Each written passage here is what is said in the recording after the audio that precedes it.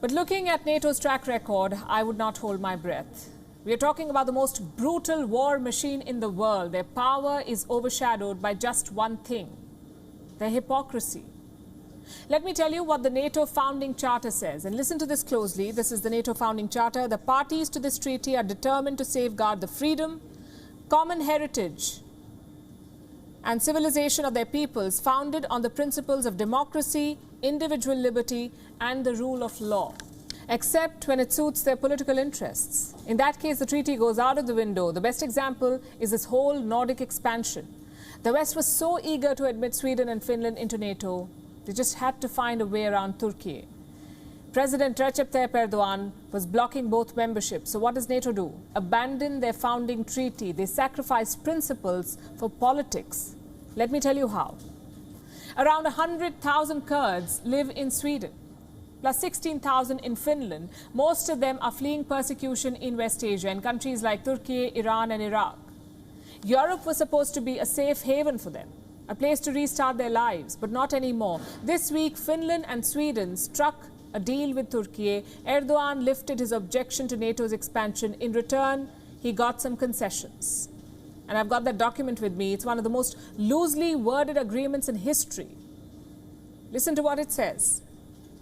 As prospective NATO allies, Finland and Sweden extend their full support to Turkey against threats to its national security. But who decides that criteria, national security? Sweden has a number of Kurdish lawmakers in their parliament. Do they constitute a national security threat now? Or maybe the hundreds of Kurdish kebab vendors. Are they a threat too? That's problem number one. Now listen to problem number two. Finland and Sweden, this is what they say, Finland and Sweden will address Turkey's pending deportation or extradition requests of terror suspects expeditiously and thoroughly. Again, loosely worded. Turkey is already piling the pressure on Sweden and Finland. It wants to extradite 33 suspects, 17 members of the Kurdistan Workers' Party or the PKK and 16 supporters of Fethullah Gulen. Gulen is a Turkish preacher. Erdogan accuses him of plotting the 2016 coup. Now here's the problem. Europe already considers the PKK to be a terrorist group, but not the Gulen movement or the YPG, which is fighting the Islamic State in Syria. Finland and Sweden are hosting these dissidents.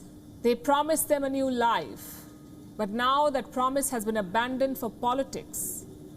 Listen to this Kurdish politician in Sweden describe the situation. By myself, a refugee, and I thought that here was the haven for us. But now, it was 10 days ago, I didn't feel that actually that was the haven I came to, because other power, dictatorship powers outside, they have demand. They climb on our, democracy. That is hard to understand. And all of this for what? To humiliate Vladimir Putin, to irritate Russia even more in the middle of a war. What happened to all the claims of human rights, all the promises of equality? Let me show you a report from February 2022. The European Human Rights Court had pulled up Turkey. They accused Erdogan of targeting Kurdish lawmakers. A number of them were put in prison. The court said legal rights were violated by Erdogan's government. And what does Europe do? Surrender to his demands 4 months later. And why just Europe? The United States did the very same thing.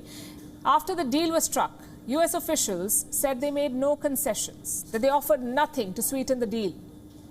But look at today's headline. Biden administration throws support behind potential F-16 sale to Turkey. Interesting timing, wouldn't you say? Turkey lifted its objection on Tuesday. Biden agrees to sell the F-16 jets on Wednesday, yet the US claims no concessions were made. And just to be clear, Erdogan requested these jets back in October 2021. It's been 9 months. So for 9 months, Joe Biden sat on the proposal, but this week he agrees. That's too good to be a coincidence. The fact is, both the US and Europe sold their so-called ideals, not just this week, but throughout this war. Turkey kept violating Western sanctions on Russia. They welcomed Russian oligarchs. They welcomed Russian investments, but the West said nothing. Compare that to how they treated countries like India. Lectures for buying Russian oil, which, by the way, is not a sanctioned commodity. So the next time Europe talks about human rights, point to the Kurds of Sweden and Finland. They were promised a new life. Instead, they're getting a painful reminder of their old one. WION is now available in your country. Download the app now and get all the news on the move.